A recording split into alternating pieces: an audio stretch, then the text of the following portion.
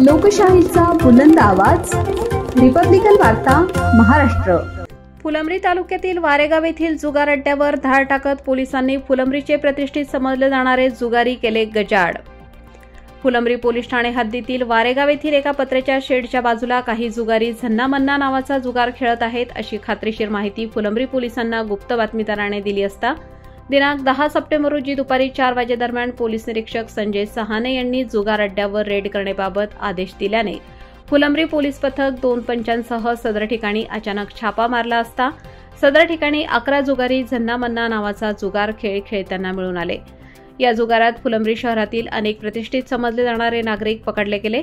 या सर्व जुगारांची पंचांसमक्ष अंगझडती घेतली असता त्यांच्या अंगझडतीतून एकूण रोख रक्कम 4,550 रुपये, 51,000 रुपये किमतीचे 8 मोबाईल फोन, 80,000 रुपये किमतीच्या 2 मोटारसायकली असा एकूण 1,35,550 रुपयांचा मुद्देमाल मिळून आल्याने सदर पंचांसमक्ष सविस्तर जप्ती पंचनामा करून पोलीस कॉन्स्टेबल जितेंद्र तमखाने यांच्या फिर्यादीवरून फुलंब्री पोलीस ठाण्यात महाराष्ट्र जुगार अधिनियम कलम 12 अनुसार गुन्हा दाखल करण्यात आला आहे।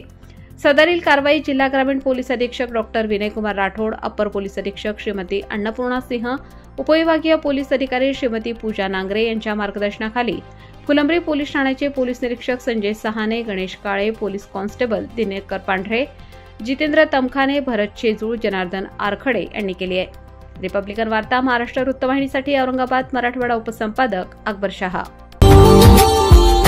Subscribe now and press the bell icon. Never miss an update.